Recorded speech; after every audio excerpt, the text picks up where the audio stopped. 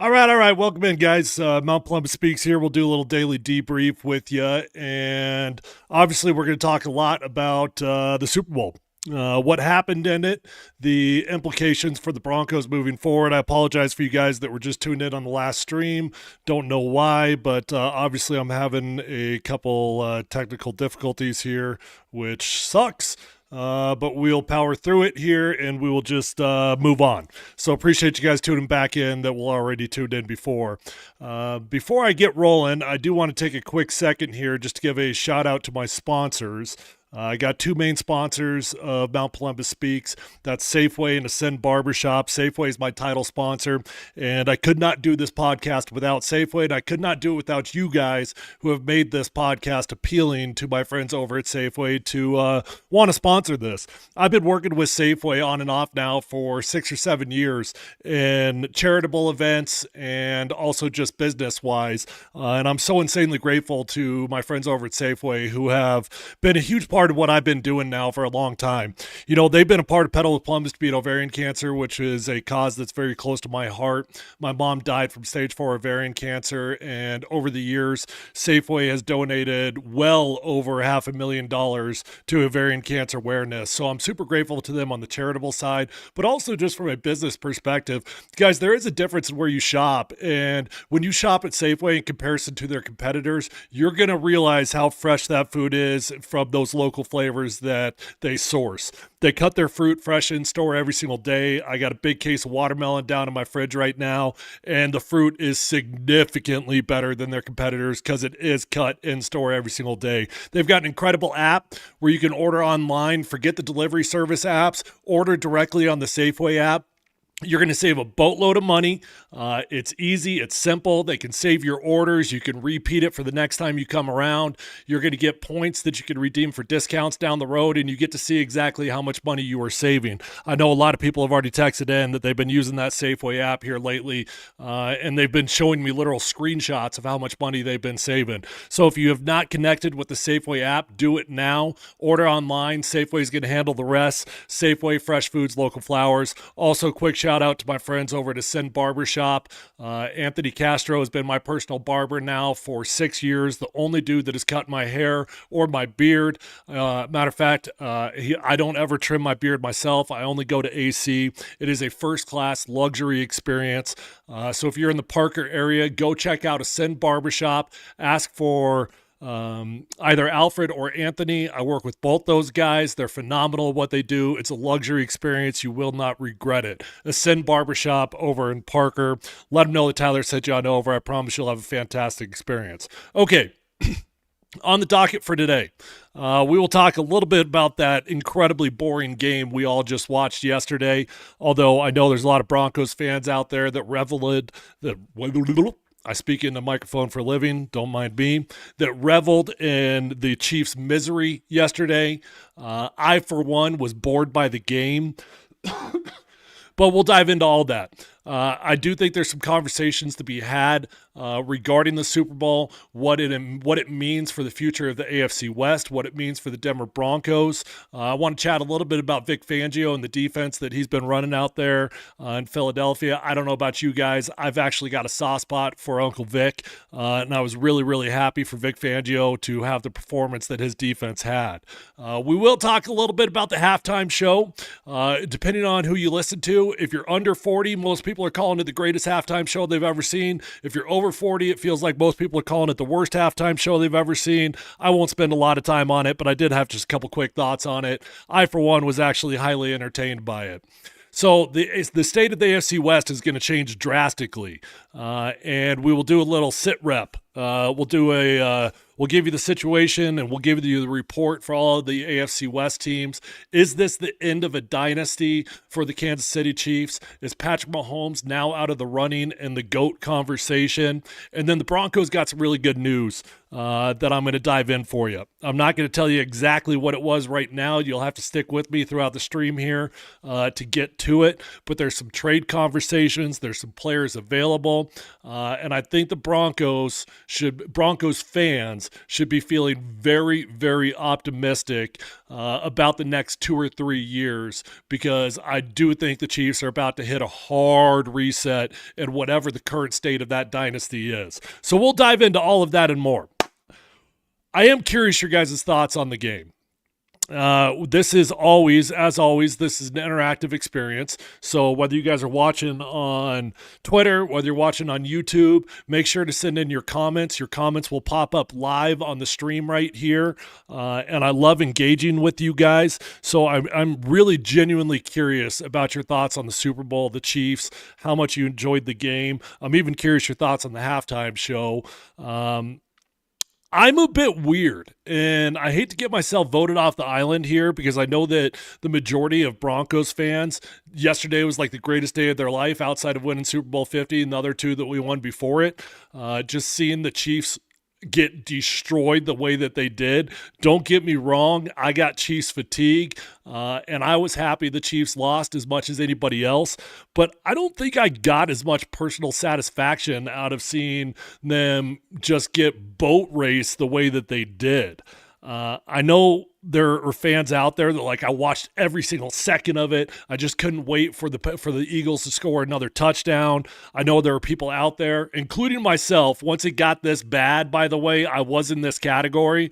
There are people out there that were hoping the Chiefs were going to have the biggest blowout in Super Bowl history. It looked like it was going down that road for a little bit. That would have felt pretty good. I ain't going to lie to you. But I don't hate me. Don't unfollow the podcast. Don't unfollow me on Twitter. I don't think I hate the Chiefs as much as I should. And I don't mean that in a way. Don't get me wrong. I don't like the Chiefs. I don't like Patrick Mahomes. I'm over Travis Kelce. I'm over Taylor Swift. I'm over all the ads. I'm over all of it. But I have a hard time hating the Chiefs as much as I used to hate the Patriots, for example. Everything about the Patriots was evil. Everything was evil. I mean, Tom Brady had his weird TB12 cult that was going on. Bill Belichick was sacrificing little baby kittens to go get wins and win more Super Bowls. I don't know what dark voodoo that dude was doing to get all the wins that he got over the years. They were just so freaking easy to hate. And a huge part of that for me personally was just my personal hate and disdain for Josh McDaniels, because my experience of playing for him here in Denver. So I freaking hated the Patriots with a passion. I have a hard time hating the Chiefs the same way that I hate the Patriots. I have Chiefs fatigue, but I don't hate the Chiefs to the same, like, personal just venom that you can just feel it inside of you that I know the far majority of you guys feel about the Chiefs. I don't want to get voted off the island here, but I like Andy Reid. I do. How could you not like Andy Reid? He's such a likable dude, man. I mean, he's fun. He's easygoing. He finds plays from janitors. Janitors draw up plays on a little piece of napkin, and he runs them in the Super Bowl. Taylor Swift probably designed a play for him. He plays Ring Around the Rosie with his guys. He's a big old lovable grandpa that I have a hard time hating on. And I hate to say it. I know you guys hate me. I don't even hate Patrick Mahomes the way that I should hate Patrick Mahomes. I do hate Travis Kelce. I don't hate Jason Kelce. And I know a lot of people have got Jason Kelce fatigue as well. I'm probably getting close to getting the Jason Kelce fatigue because ESPN literally couldn't put him in front of our faces any more than they are. Travis Kelce is like the only one of that mix that really bothers me.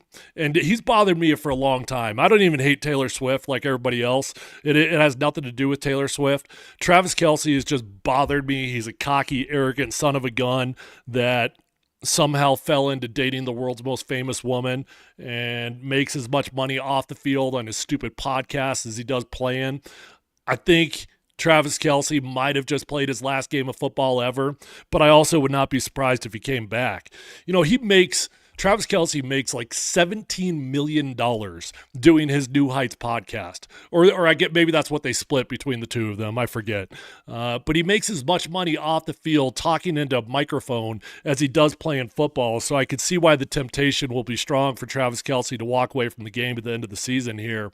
But I did get some enjoyment in seeing him show up in that stupid suit that he wore, the 70s porn star tracksuit that he was wearing, the glittered out shirt that he had to put on, because they didn't have a plan B for losing that game, did they? Patrick Mahomes thought he was being all gangster, showing up in his Eagles green suit, which would have been pretty badass had they actually won the game. Travis Kelce shows up in his 70s porn star suit, and I love the fact that those dudes had to walk out of the building wearing those stupid outfits that they wore into it because they didn't have a plan B, thinking they were going to lose the game. So I did get a little bit of enjoyment out of that. But the game itself, I don't know about you guys, but I was terribly bored by it. I mean, about 30 minutes into it, I literally was just watching it because it was my job to watch it. I mean, just give me a game. Give me a reason to think that this thing is going to be compelling.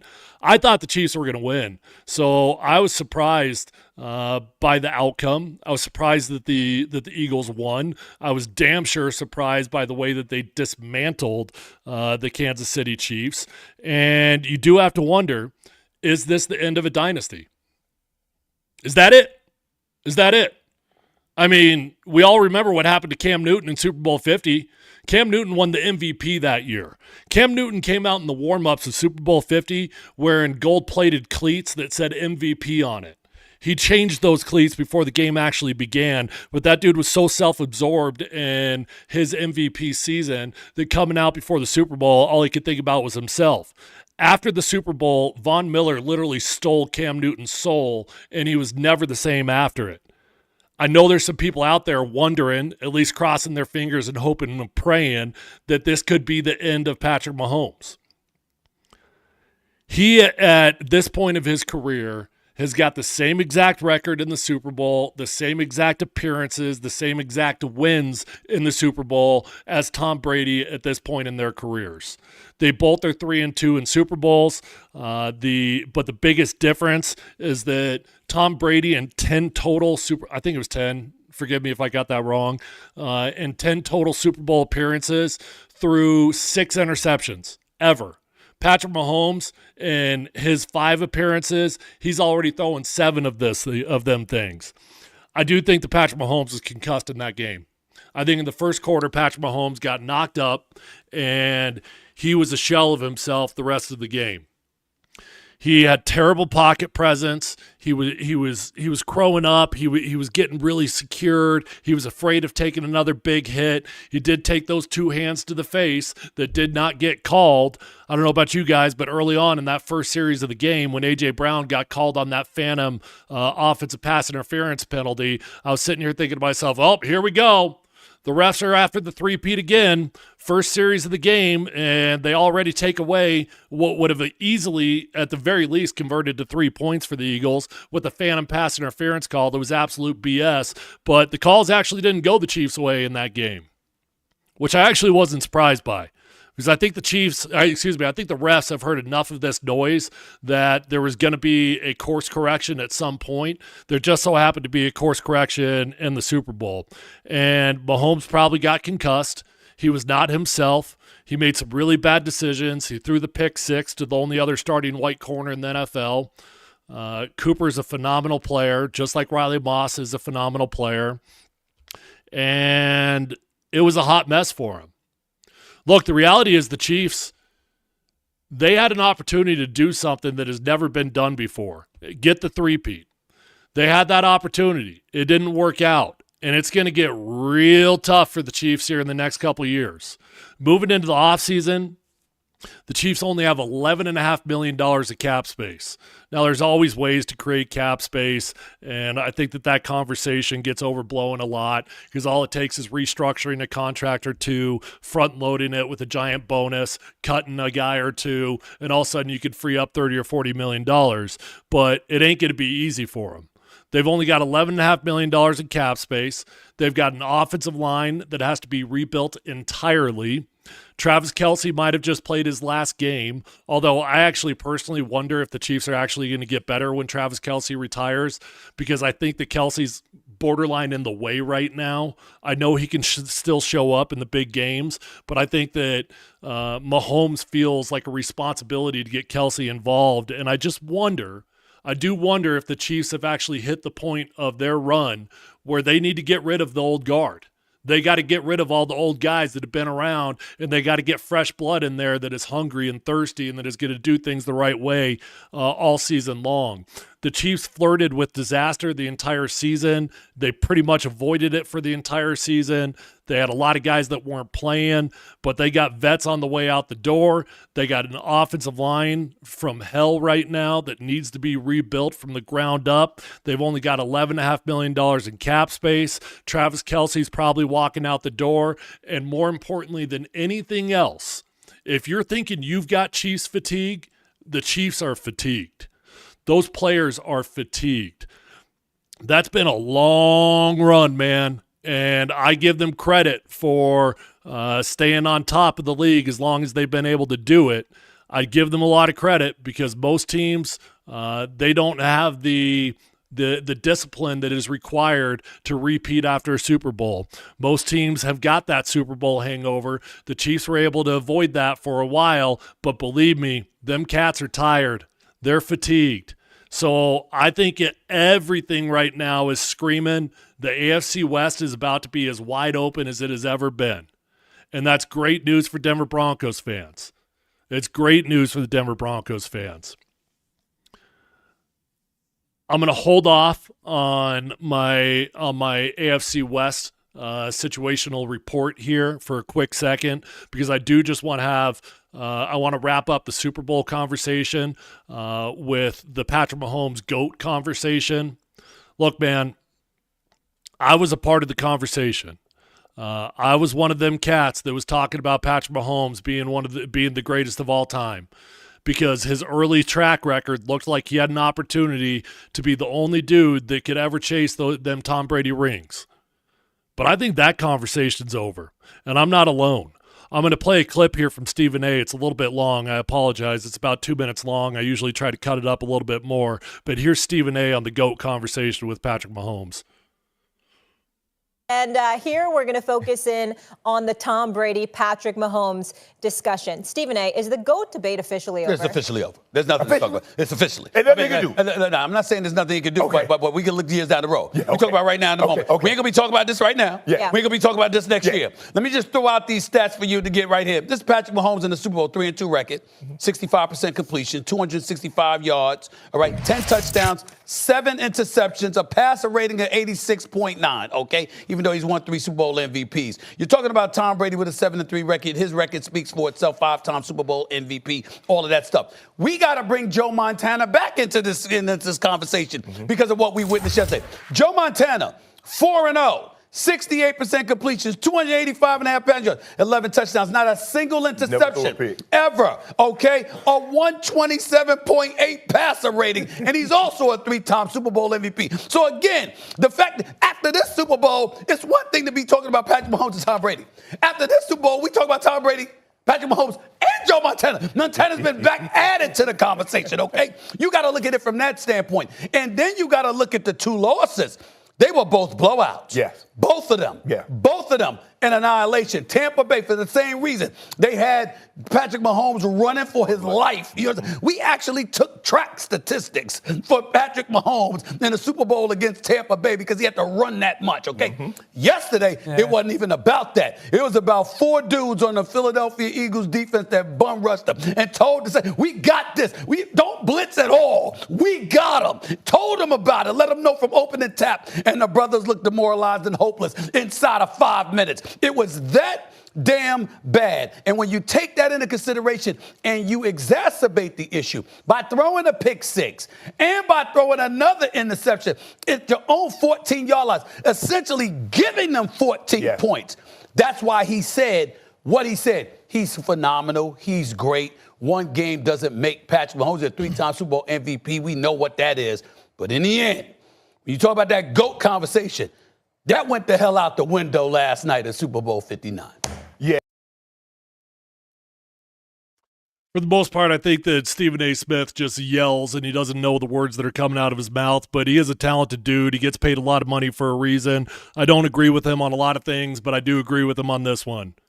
I'm not telling you that Patrick Mahomes can't re-enter the GOAT conversation down the road, but it's done for now, man. And that's good news for Broncos fans. That's good news for the entire NFL. I think that's good news for the entire world right now because everybody is fatigued of the Chiefs. Everybody is fatigued of Patrick Mahomes. It's done for now.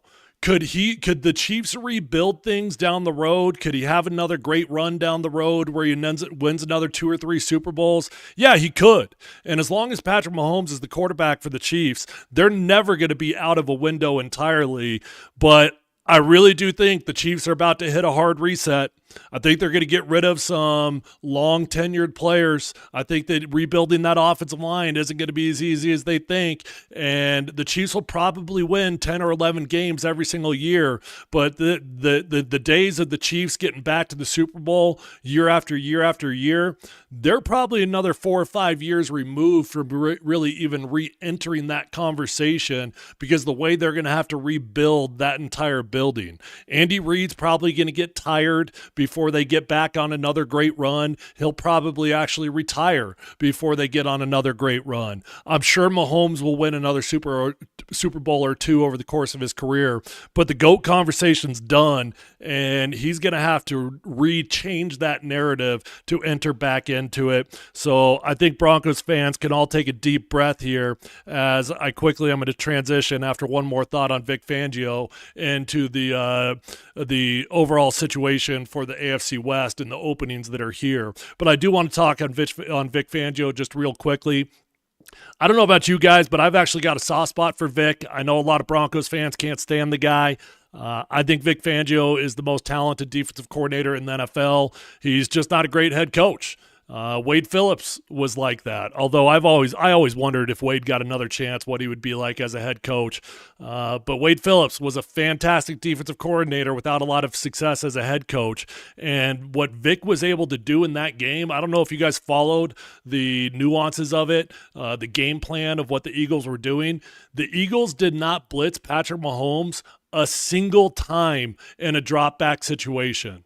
Not one time did they blitz Patrick Mahomes. They rushed 4 guys. They dropped back into zone coverage. They played a very simple defense, and they said, beat it. We got 4 guys that we think can get after the quarterback right now, and it's a different defense than what Pete Carroll used to run. Pete used to run a 4-3 under. Vic Fangio runs a 3-4 scheme. There's a lot of differences in what they do, but philosophically, that's what Pete Carroll has always done. He's been a very vanilla, basic defense. He goes out there in the same front game after game. He runs the same coverage, cover 3. Vic runs a cover 2, game after game after game, and he just says, beat it. We're not going to get exotic. We're not going to get sexy. Beat it. You got to have the dogs if you're going to run a defense like that, because most teams that are blitz heavy, outside of the Broncos, are a bit of an anomaly because we got a lot of dogs on this defense and we blitz like crazy. But most teams that get blitz heavy, they do that because they're trying to cover up deficiencies because they don't have 4 guys that can get after the QB and the pass rush department without an extra blitzer.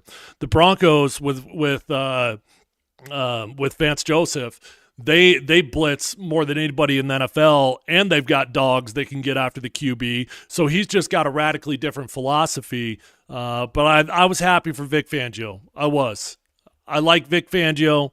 I think Vic did the best he could with the situation. He butchered the quarterback situation, and he got that wrong, and that's why his tenure ended in an outright failure for the Broncos. But I do like Vic, and I was happy for him, and you could tell that his players love him. I was going to touch on the Kendrick halftime show a little bit, but I try to keep these podcasts about 30 minutes, and we're already running a little bit tight. For now, I'll just say I actually liked it. I did. I know that it's a very debated topic right now. My personal opinion on it is if you're under 40, you understood the references of everything that was going on, you probably loved it. If you're over 40, you probably hated it. You probably thought it was the worst halftime show of your life. Okay. AFC West. What does this mean now? Well, good news is the Chiefs are going to rebuild. Good news is the Chiefs are going to be vulnerable. Good news is that the Broncos are on the rise. The good news is that the Broncos got a QB that we feel good about. The good news is the Broncos have got a great defense right now. There's a lot of really good news in terms of openings. However, I think the AFC West is about to get really competitive. I think Pete Carroll knows ball. I think Pete Carroll knows what he's doing. I think the Raiders are going to be a significantly better organization with Pete Carroll at the helm than they've been for the last decade or so.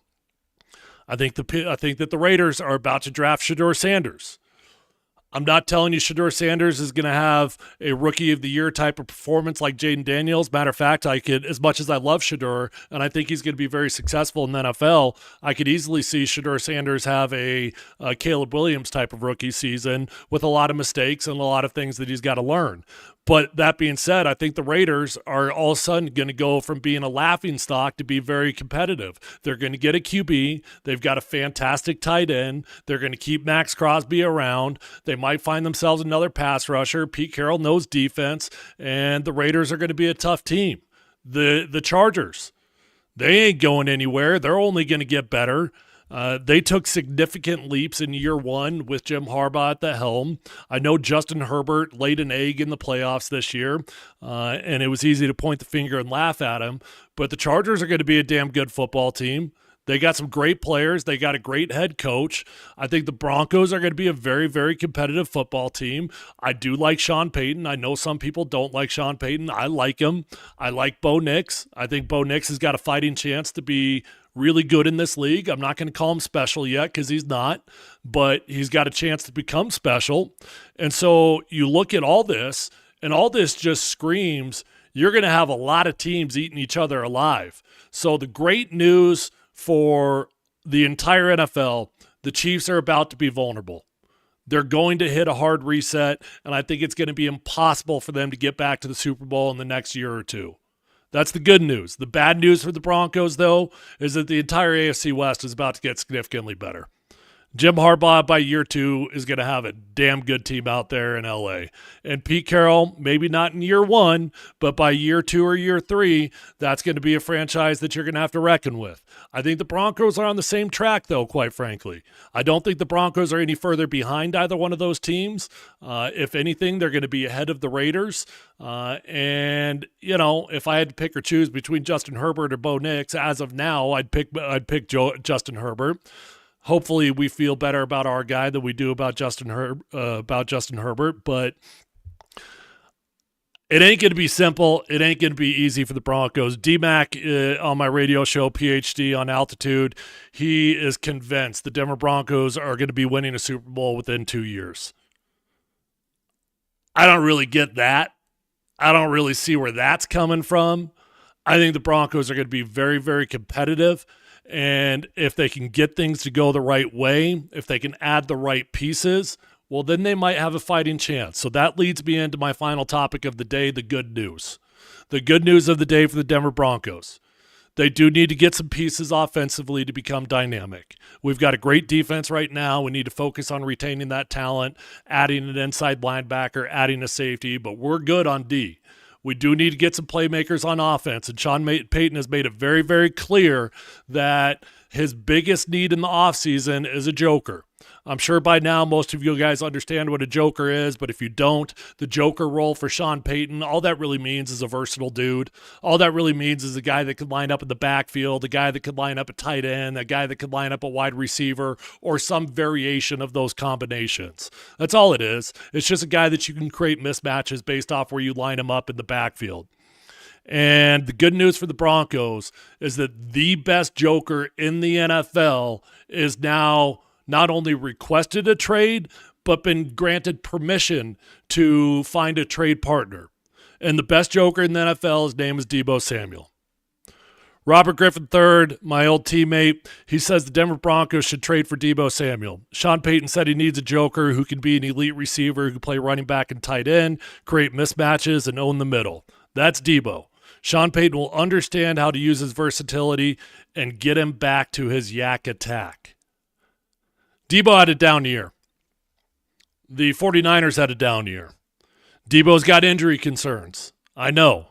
And Deebo Samuels wants a new contract. But before I go any further, how about if you just want a little bit of ammunition to think that this might be a little bit realistic, well, here's Deebo himself talking about one of the more underrated teams in the NFL. Who's a team, in your opinion, that people should kind of be like, ooh, they might be something special? I could say Denver. Bo Nix is playing really, really good ball right now. Your defense is outrageous. You got P2 out there who's, I would say, the best at the position right now. Probably been for the past 2 years. You got the other guy on the other side. I just think you need a couple more pieces, and then it'll be what it need to be, and you just have to get past Pat Mahomes every year. Who's a team, in your opinion, that... So there you go. That's Deebo himself. Obviously, he's got respect for the Broncos. Obviously, he's got respect for Sean Payton. Obviously, he's got respect for Bo Nix. Obviously, he's got respect for Patrick Surtain. Obviously, can't remember who that other white corner is on the other side. His name is Riley Moss. I joke. But Deebo Samuel is talking about the Denver Broncos because I think he knows it'd be a really good fit for him. We had Adam Schefter on the show today, and I asked Adam his thoughts on Deebo in Denver. He stopped far short of saying that it's something that Sean Payton's definitely going to do, but he did agree with me and many other people that Sean Payton would know how to use Deebo Samuel. Deebo Samuel is the biggest mismatch in the NFL when he's healthy and lining up in the backfield, creating mismatches and different roles. And I think that the Denver Broncos would be crazy to not pursue Deebo Samuel. I think they'd be crazy. Look, his cap hit next year is like $15.5 million, give or take. The dead cap is pretty tough. It's like $30-some million. So there's a reason why the 49ers are willing to move on from him, because Deebo wants a new deal, and the 49ers just simply cannot pay everybody. I think Deebo is worth the risk, okay? I believe he's 29 years old, maybe 30. I think he's 29 years old. He's a guy that I know has had injury concerns, but despite the fact that he's got injury concerns, he usually is available for far more games that he's not available for. Last year was a down year for Deebo. He had 51 receptions, 670 yards. It was a down year for the 49ers as a team, and Deebo was frustrated with his production and his role in the offense. Year before that, he had 892 yards. In 2021, he had 1,400 yards. I know he's missed some games. I know he's going to be expensive, but you do not have the opportunity to add dynamic players like Deebo Samuel very often. You don't. And I know the Broncos are still building more than they are in a window. So for the most part, you don't want to be stupid with your trades. You don't want to be stupid with giving out a lot of money to aging players, especially aging wide receivers or aging running backs. But with how much of a priority Sean Payton has made the Joker in his offense, why not go get the best Joker in the NFL, Deebo Samuel? And you can still draft a dude if you want to. You can still set yourself up for down the road. You can get a younger guy that could learn from Deebo, a guy that's going to be cheaper once you're done with Deebo's contract. I don't know what the contract is going to have to be for Deebo, but I do know the going rate for an elite wide receiver is about $30 million. I'm sure that's what Deebo would want, but I think you could probably get him on a little bit more of a discount on that for a couple of reasons. Number one, he's aging, but number two, and it's very real, it's a very legitimate concern, is that he does have injury concern. So you might be able to get him on a little bit more of a discount deal. In terms of the free agent wide receivers that are out there, there's no jokers. The best player is going to be T. Higgins. T. Higgins is going to cost you $30 million. T. Higgins has injury concerns. T. Higgins isn't half the player that Deebo Samuel is. Go get the best joker in the NFL. It's what you want, Sean. You want a joker, you want a versatile player, go get Deebo Samuel and see what that does for this offense, see that what that does for the Denver Broncos. The Chiefs are about to hit a window where they're going to reset. The AFC West is about to be more competitive than it's ever been, and it's going to be an arms race. Sometimes you got to pay elite money for dudes that you got a little bit of concern with. If it doesn't work out, oh well, at least you shot your shot. At least you tried. I honestly think Deebo Samuel would be a fantastic fit for the Denver Broncos, and I think Sean Payton would know how to use Deebo more than anybody else. That's the good news. That's the good news. The Broncos are set up to compete in the AFC West. The Broncos have got a window here where the Chiefs are going to reset. And if you add the right pieces, I don't see any reason why the Denver Broncos can't be competing for an AFC West championship in the next couple of years while the Chiefs are going to be in a down window. I appreciate you guys hanging out with me. Mount Polumbus Speaks is the podcast. If you have not subscribed, please hit that link in my bio on Twitter. Go on over to YouTube and subscribe to my YouTube. I put out content that lives only on YouTube, so you don't want to miss it. If you enjoy what I do, you'd really help me out. The algorithm goes crazy with just with a few couple likes and a few couple comments over on YouTube. So if you would hit like on this video on YouTube and make a comment on it, you'd really be helping me grow my channel. Again, I want to thank Safeway, my title sponsor. They're just amazing. I've done the read, but if you want to save money and you want to get fresh food and local flavors, download the Safeway app, the order online. Safeway will handle the rest. Safeway, fresh foods, local flowers. Local flowers, local flavors. They've also got great flowers as well. And also on my way out the door, shout out to my man AC over at Ascend Barbershop. Anthony and Alfred have been cutting my hair. That's Alfred right there. Alfred's my main man. He's been cutting my hair for 5 or 6 years now. Anthony's the only other dude that I trust. They've got great barbers there. It just happens to be I'm tied in with those two guys. Ascend Barbershop is in Parker. It is a luxury barber experience. If you've never experienced it, you're missing out.